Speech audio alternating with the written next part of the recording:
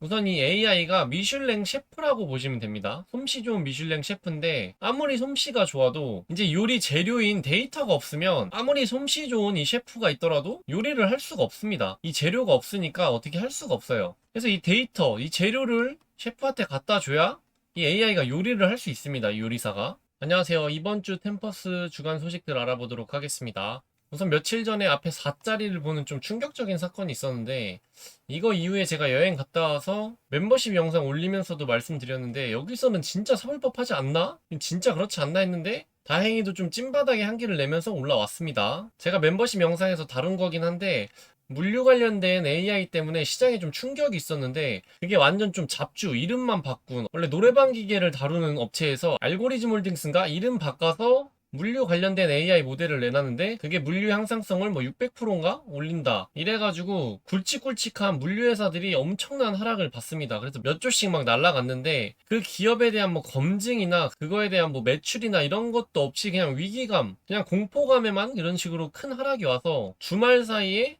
이건 좀 심하지 않냐? 이건 좀 아닌 것 같다. 이런 기류들이 흐르면서 주말 사이 좀 미묘하게 흐름이 바뀌었습니다. 그러면서 소프트웨어들의 바닥이 살짝 나오면서 반등이 조금씩 보이고 있어요. 지금 뭐 완전히 뭐 확 바뀌고 그 공포감이 완전히 해소된 것도 아니고 계속 있을 수도 있는 충격이긴 한데 우선 어느 정도는 좀 일단락됐다. 옛날에 딥시크 사태를 보시면 아시듯이 딥시크가 뭐 새로운 모델 다시 나와도 이제는 시장의 충격이 좀 적거든요. 최근에 엔트로픽에서 새로운 모델이 이제 나왔는데 시장이 살짝만 충격받고 바로 이제 별로 신경 안 쓰고 어느 정도 반등하면서 좀 좋은 흐름 보여줬었는데 그것과 같이 가지 않을까라고 생각을 하고 있습니다. 더 이상 뭐 엄청 충격적인 게 나오지 않는 이상 시장에서는 다음 이슈 먹이거리를 좀 찾고 있지 않나 그런 생각을 하고 있습니다. 그래서 4자리를 본 게 며칠 전인데 다시금 앞에 6자리를 보는 좀 템쪽이 같은 무빙을 보여주고 있습니다. 그래서 변동성이 지금 너무 심해가지고 시장에 너무 집중해서 보고 있으면 멘탈이 좀 힘들 거예요. 그래서 이럴 때는 살짝 시장과 조금은 멀어져서 기업 본질에 대한 공부라든지 기업에 관련된 소식들, 뉴스들만 좀 챙겨보는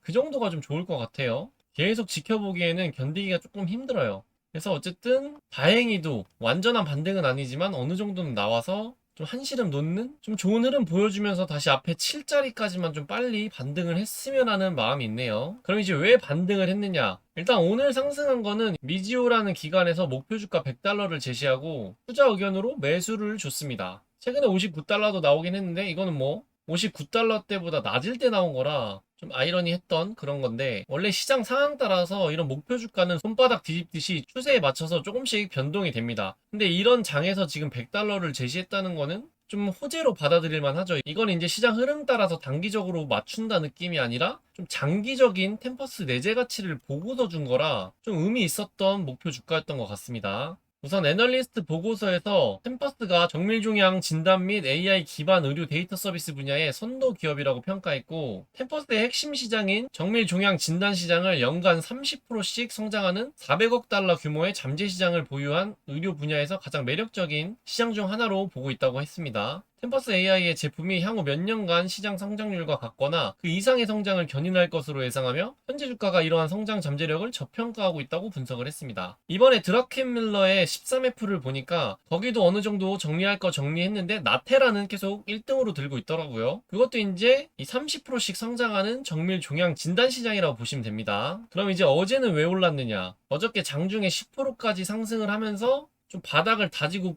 튀어오르는 모습을 보여줬거든요. 이제 그 이유로는 이 소식 때문에 그렇습니다. 템퍼스의 RNA 기반 HRD 알고리즘이 출시된 건데 이게 뭔지 보자면은 왜 기존 DNA 검사만으로는 부족한가 정밀 의료의 사각지대고 샘플 부족과 낮은 정확도의 벽이 있습니다. 우선 진단의 한계인데 암 환자에게 가장 효과적인 PARP 억제제 등을 처방하기 위해선 HRD, 동형 재조합 결핍 여부 확인이 필수적입니다. 하지만 기존 DNA 기반 검사는 종양 샘플 양이 적거나 순도가 낮으면 검사 불가 판정이 나오는 경우가 많았어요. 그럼 이렇게 되면 환자의 기회가 상실되는데 결국 기술적 한계 때문에 최적의 치료 기회를 놓치는 환자들이 발생한다는 점이 시장의 고질적인 페인 포인트였습니다. 그래서 이제 나온 게 RNA 기반 HRD 알고리즘입니다. DNA의 한계를 넘어 RNA로 암의 정체를 밝히다. 템퍼스는 DNA가 아닌 RNA, 유전자 발현 데이터를 분석해 HRD 상태를 예측하는 인공지능 모델을 개발했습니다. 2만 개 이상의 방대한 유전자 발현 데이터를 학습시켜 DNA 검사가 잡아내지 못하는 영역까지 식별해내고 기존 DNA 검사와 결합하여 진단의 정확도를 극대화하는 이중 체크 시스템을 구축했다고 합니다. 최근에 댓글에 어느 분이 좋은 질문을 주셨는데 구글에서도 의료 AI를 하고 있는 것 같은데 이거 위험한 거 아니냐, 템퍼스에게 문제 없느냐 이런 질문을 주신 분이 있는데 이제 지금 AI가 어떤 위치냐면은 우선 이 AI가 미슐랭 셰프라고 보시면 됩니다. 솜씨 좋은 미슐랭 셰프인데 아무리 솜씨가 좋아도 이제 요리 재료인 데이터가 없으면 아무리 솜씨 좋은 이 셰프가 있더라도 요리를 할 수가 없습니다. 이 재료가 없으니까 어떻게 할 수가 없어요. 그래서 이 데이터, 이 재료를 셰프한테 갖다 줘야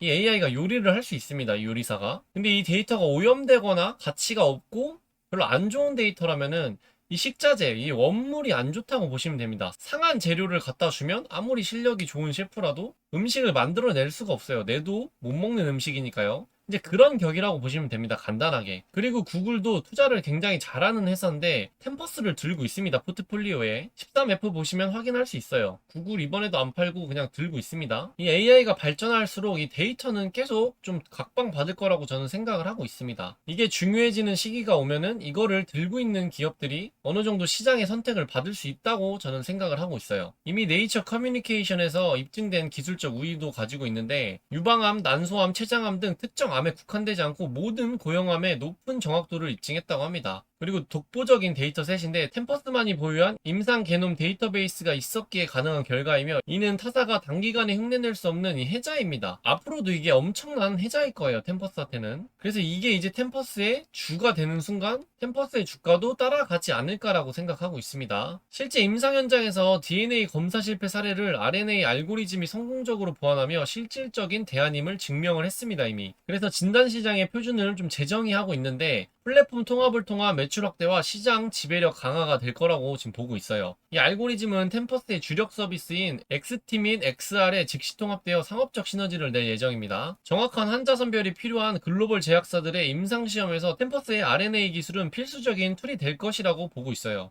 향후 혈액만으로 암을 진단하는 액체 성분 분야에서도 RNA 분석 기술은 핵심적인 경쟁력이 될 전망입니다. 정리를 해보자면은 소프트웨어가 하드웨어, 이 진단 키트를 압도하는 시대로 나아갈 거라고 보고 있습니다. 템퍼스는 단순히 진단시약을 파는 회사가 아니고 데이터를 먹고 자라는 의료 AI OS 운영체제로 좀 진화를 하고 있습니다. 이거를 지금 노리고 있어요, 템퍼스는. 그래서 지금 10년 동안 판을 계속 깔아놓고 지금도 깔고 있는 이유입니다. 기존에 진단이 불가능했던 환자군까지 고객으로 흡수하며 시장의 파이를 키우고 있고 투자자 관점에서는 단기적인 매출 수치도 중요하지만 템퍼스가 구축한 데이터 선순환 구조, 플라이힐이 정밀의료 시장의 표준이 되고 있다는 점에서 투자 포인트로 주목해야 된다고 저는 생각하고 있습니다. 이제 템퍼스는 단순히 그냥 암을 검사하는 회사로 보기에는 굉장히 좀 무리가 있어요. 이것 때문에 지금 저평가냐 고평가냐로 지금 티격태격 하는 거거든요. 그래서 이거를 좀 탈피해서 넘어가면은 한 단계 좀 진화할 수 있다라고 저는 생각합니다. 시장의 인정을 받아야겠죠.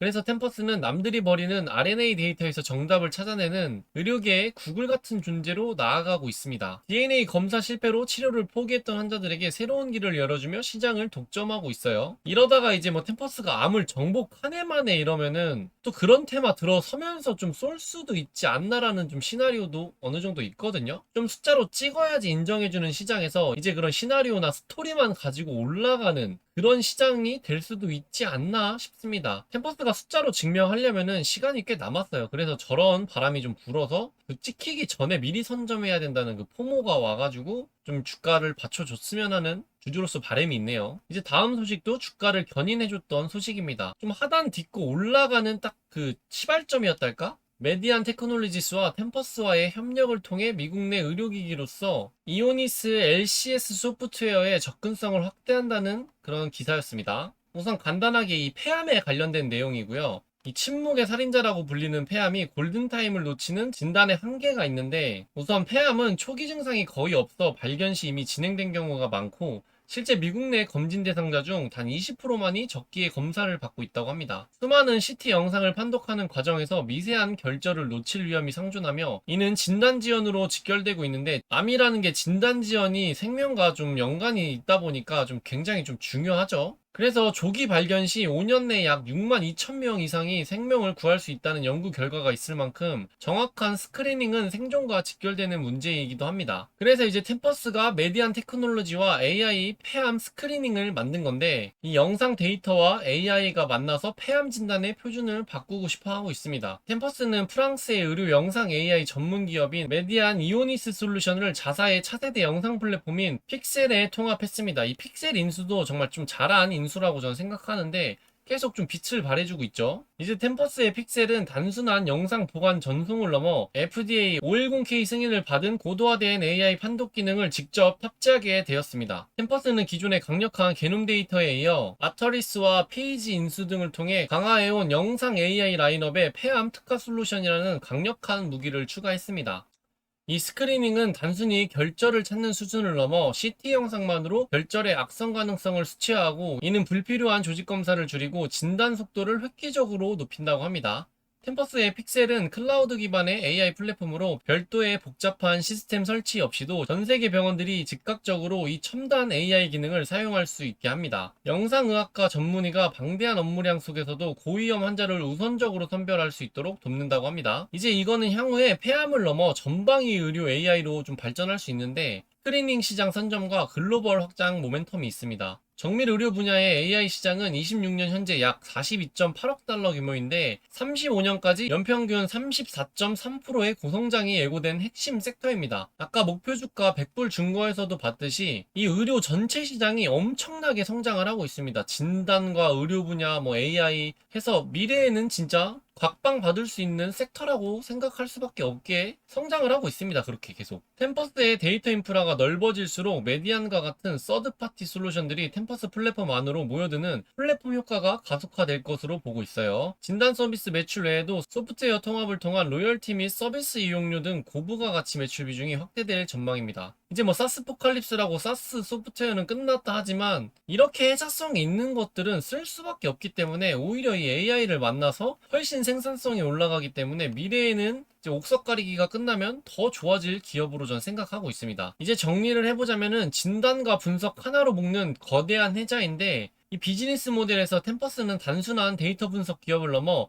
전 세계 병원들이 AI 진단을 위해 반드시 거쳐야 하는 의료 AI OS로 진화하고 있고, 이게 템퍼스가 추구하는 방향입니다. 이번 협업은 템퍼스가 영상 데이터 시장에서도 표준이 되려는 야심을 보여주고, 게놈 유전자 데이터와 영상 CT, MRI 데이터가 결합된 멀티모달 데이터의 가치는 향후 템퍼스의 기업 가치를 결정짓는 핵심 지표가 될 것으로 저는 생각하고 있습니다. 질병의 사후 치료에서 사전 예방 및 정밀 진단으로 패러다임이 시프트되는 구간에서 템퍼스는 가장 유리한 고지를 좀 점하고 있다고 보고 있습니다. 마지막으로 13F를 좀 보면서 정리를 해보도록 하겠습니다. 제가 여행을 갔다가 돌아온 지가 얼마 안 돼가지고 소식을 많이 준비하지는 못했는데, 주가에 좀 중요했던 소식들만 갖고 와서 추려봤고요. 우선 13F를 보자면은 JP모건이 좀 비중을 많이 줄였습니다. 50% 덜어냈고, 데일리 기포드는 계속 추가적으로 덜어내는 모습을 보여주고 있고요. 뱅가드는 샀고, 아크는 최근에 계속 템퍼스를 사고 있죠. 얘네는 데일리로 공개를 하니까 매일매일 좀 추적하는 게 좋은 것 같습니다. 아크가 요즘엔 조롱을 많이 당하는데, 그런 거 보면은 이제 어느 정도 기술주들이 저점으로 어느 정도는 왔다로 봐도 되지 않나 싶습니다.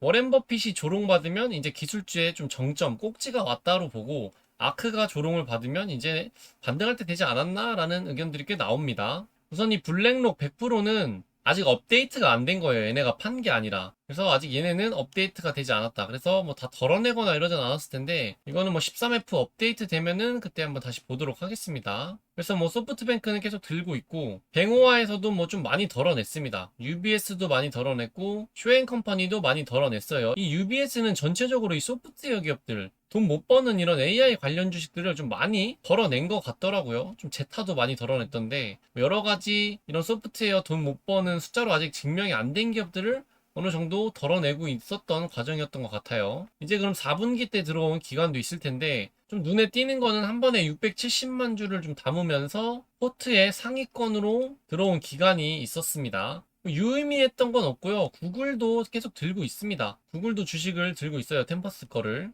우선 오늘 장은 좀 안 좋았던 장이거든요. 나스닥도 그렇고 러셀도 하방 압력이 컸었는데, 이런 날 6% 이렇게 뿜어낸 거는 좀 폭등이라 볼 수 있죠. 원래 장이 좀 좋았으면은 훨씬 더 잘 갈 수 있지 않았나라는 좀 아쉬움이 있어요. 템퍼스는 항상 좀 아쉬운 게 꼭 좋은 소식 뜰 때 장이 안 좋더라고요. 좋은 실적 뜰 때도 장이 안 좋고 얘는 좀 소식이 장이 안 좋을 때 뜨는 경우가 많아서 그냥 안타까워요. 그래서 좀 갈 때 가고 맞았어야 되는데 갈 때 못 가고 맞으니까 가지도 못하는데 남들 떨어질 때 같이 떨어진다 이래가지고 빈정 상하는 게 많았는데 이제 그런 거를 좀 털고 좋은 반등을 좀 보여줘서 우리 같이 투자하고 있는 많은 투자자분들 계좌 보면서 웃을 수 있는 날이 좀 빨리 왔으면 좋겠네요. 26년 이제 2월 지나가고 있는데 2월이 원래 계절성으로 안 좋습니다. 2월 말까지 좀 안 좋은데 3월부터는 뭐 계절성이 이제 사라지고 사스포칼립스도 어느 정도 좀 잠잠해지겠죠. 이건 아직 세모긴 한데 좀 딥시크 같은 이슈처럼 어느 정도 흘러갈 거라고 저는 생각을 하고 있습니다. 진짜 소프트웨어가 망할 거냐?